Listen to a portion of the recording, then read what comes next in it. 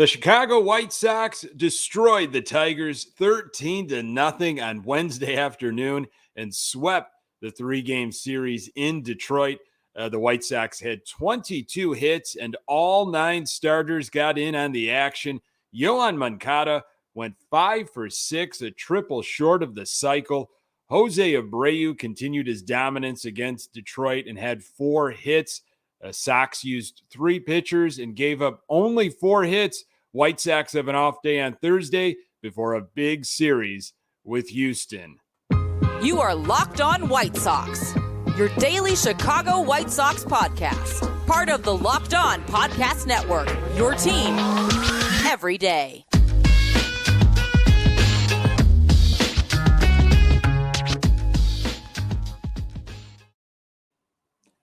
Hey, Sox fans, welcome to Locked On White Sox. Thank you for making Locked On White Sox your first listen each and every day. We're free and available on all platforms.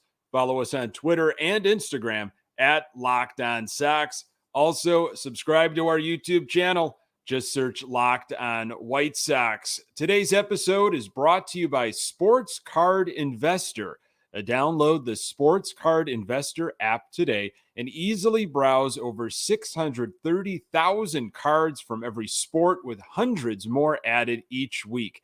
Available for free in the Google Play and Apple app stores, or go to sportscardinvestor.com/locked on.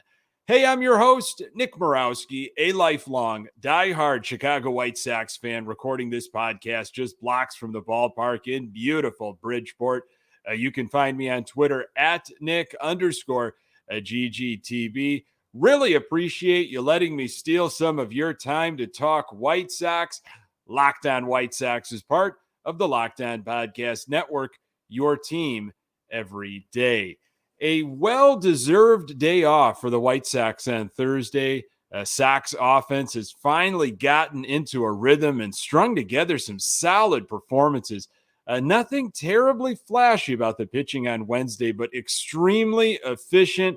First things first, the Sox have won 3 in a row. State of the Sox, they are 30-31, still chasing the Twins, but the White Sox swept the Tigers in Detroit. A lot to get to before the game. We're going to break down all of the offense and the pitching effort. It was a hot day in Detroit, a day game. Temperatures very similar to what was going on in the Chicago area. And if you didn't catch the game because you were at work, this is a game that you would, even if you knew the outcome, you were going to watch it in the evening. And with an off day on Thursday, you might go back and rewatch it again. It was this great. The offense was outstanding. Hit after hit, runs after runs. It happened just about every inning, and everybody got in on the action. Despite the hot day, hitters seem to thrive. Here are some happenings, though, before the game. Got to talk about this, kind of set the stage for what was happening going into Wednesday's action. Kyle Crick went on the IL, another bullpen injury. For Tim Anderson, some good news. The plan was for him to play in Charlotte Wednesday night at shortstop. Hopefully he feels good after that outing. Jake Berger took some swings, available to pinch hit on Wednesday, although we didn't really see him, but for sure on Friday.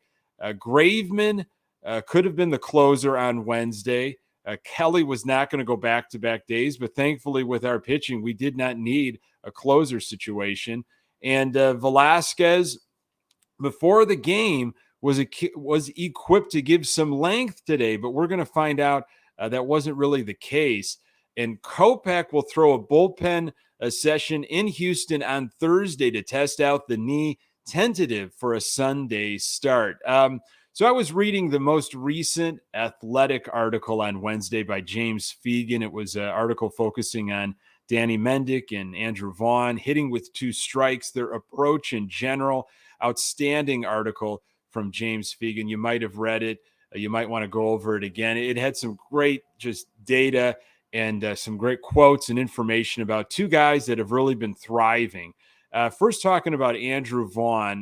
This is what Fegan had written, after reaching a base all 5 times Tuesday night, Vaughn was slashing 308, 365, 478, and his 16.9% strikeout rate is down nearly 5 percentage points from last year. This is what Andrew had to say, quotes in the article.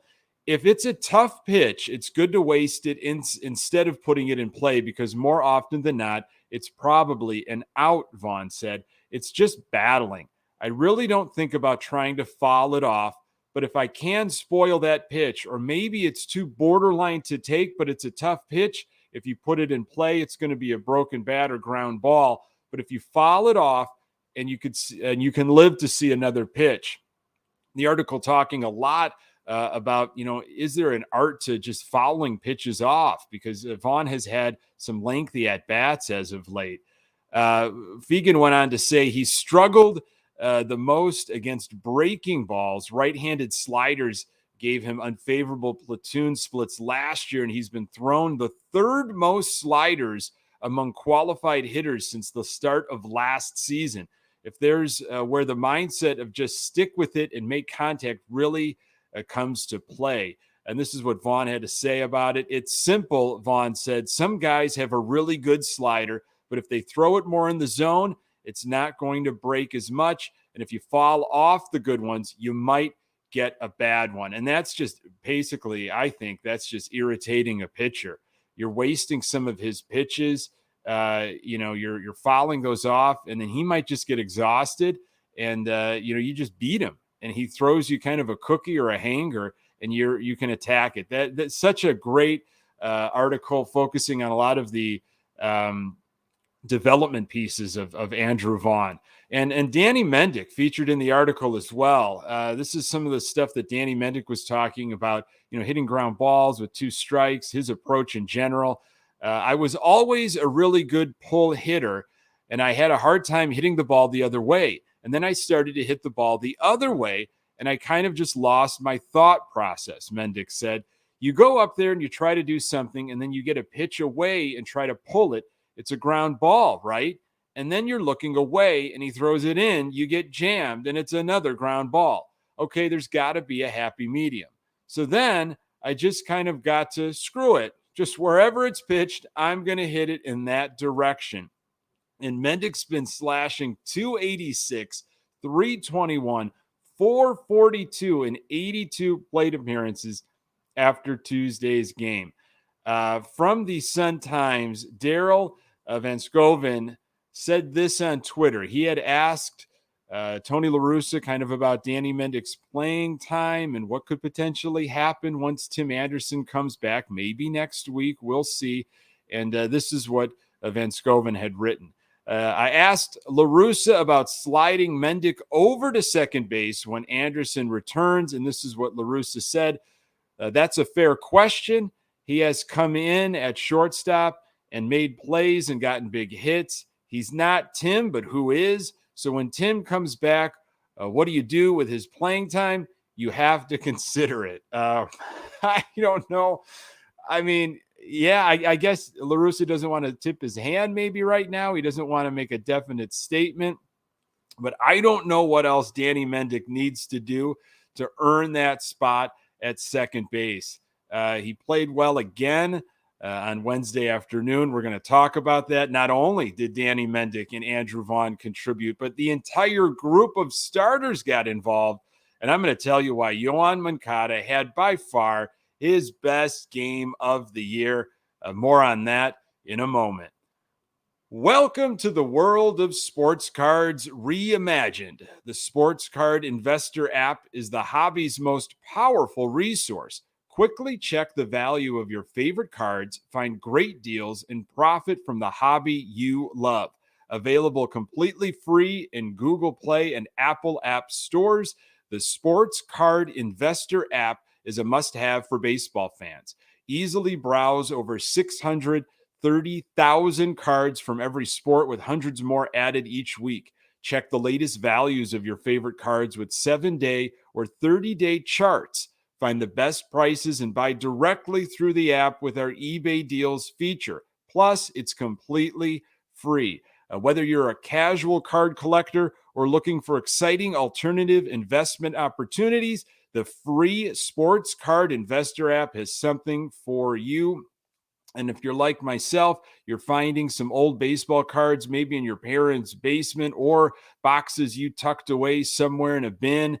And with the free Sports Card Investor app, you can pull out all those old cards of your favorite childhood players and see how much they are worth today.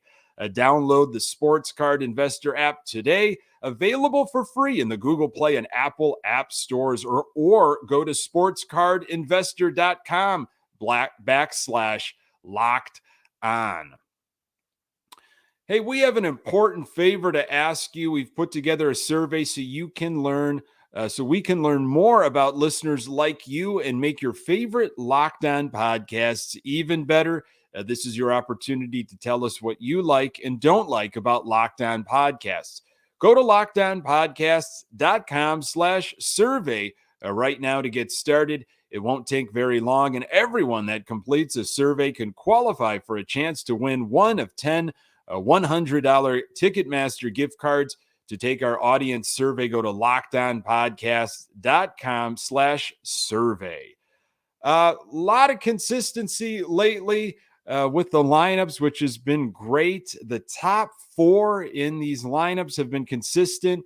I believe Wednesday was the 6th game in a row. It's refreshing to see that. And, I got to be honest with you, I was worried when that lineup was going to come out Wednesday morning. It was a day game after a night game. We've already won the series. You got a day off on Thursday. I just had a feeling that there was going to be a lot of rest from certain guys. And boy, that was not the case. That lineup looked pretty consistent from what we've been seeing in Detroit. You had A.J. Pollock, Andrew Vaughn, Luis Robert, Jose Abreu, 1, 2, 3, 4, which has been the same about the last 6 games. Moncada batted 5th. You had Adam Engel, Josh Harrison, Sebi Zavala, and then Danny Mendick in that 9th spot. He's also been consistent. Last 6 games, he's been in that 9th spot. Or Tony La Russa would like to say the second leadoff spot. So some consistency, it matters, and it paid off once again Wednesday afternoon. Folks, again, if you did not watch this game, you maybe watched a little bit of it. You saw the highlights. You thought, I've seen enough. Go back and watch this. It's a day off on Thursday. Boy, it was fun to see, especially right off the gate in the first inning. A.J. Pollock hit by a pitch to start the game. Sox managed to get a couple of guys on with 2 outs. Yoan Moncada comes up to the plate and hits a 3-run home run. So great to see that smile on his face. The reception he got when he came back to the dugout was outstanding. Another game where the Sox score early and score with 2 outs quickly, 3-0 Sox. Let's go to the 3rd. Andrew Vaughn with a leadoff double. Robert with a hit. Runners on the corners with nobody out for Abreu. What an at-bat for Abreu. Very lengthy at-bat. Fouling pitches off. Finally rips one past the third baseman. 4-0 Sox. Still nobody out. Opportunity to really bury the Tigers. However, Moncada flies out. Engel striked out. Harrison with a base hit. Robert scores. It's 5-0 Sox. Let's go to the 4th. Danny Mendick with a solo home run. It's 6-0 Sox. A.J. Pollock with a base hit right after. 8th hit for the Sox. You got Vaughn up. He rips a single on a full count. Tigers made another pitching change. That was a theme on Wednesday for them. Robert up with runners on 1st and 2nd with nobody out. He hits into a double play. Abreu's up, another hit and another 2-out run, 7-0 White Sox. Moncada follows up with a base hit before Engel got out to end the inning. Let's go to the 5th. Sox keep piling it on. Sebi Zavala in on the action with a 2-run home run. It's 9-0 Sox here in the 5th. Mendick was hit by a pitch. Pollock walks. 2 on with nobody out. But the Sox could not tack any more on. We'll go to the 6th inning. Moncada is back at it with a double. Engel with a triple. It's 10-0 Sox. All 9 starters at this point with at least 1 hit. Zavala with an RBI ground out. 11-0 White Sox. Seventh inning, Detroit starts bringing in position players to pitch. Pollock led off with a hit. It was his seventh straight multi-hit game. Sox record is 8. The Sox did not score in that inning. They actually did not score in the second or seventh. Detroit threw more position players in the 8th and 9th innings, and the Sox continued to capitalize, tacking 2 more on. What a day for the offense. Let's just go through it here. A.J. Pollock, 2 for 4. Andrew Vaughn, 2 for 6. Robert, 1 for 4. Abreu, 4 for 5. Yoan Moncada, 5 for 6. A triple away from the cycle. Engel, 1 for 6. Harrison, 3 for 5. Sebi, 2 for 5. And Danny Mendick, 1 for 3. Wow. I mean, it's just, again, if you've watched it, this is the game where you go back and watch it again. It just was so exciting to see these guys, some of these guys breaking out of stuff that, you know, they've been struggling for a few days, for a few weeks, or for Moncada, which has felt like the entire year. Sox final offensive line, 22 hits, 13 runs, 3 walks, 11 strikeouts, 8 extra base hits, 8 for 22 with runners in scoring position. Finally, we had a game where we had a home run. We had more than a few home runs. We had 3 home runs. Mendick, Zavala, Moncada, all with home runs. Sox scored 27 runs in the series. Again, hey, it was Detroit. I get it. That's what a lot of people are going to tell you, especially folks that are maybe they're not Sox fans and they just kind of want to needle you a little bit.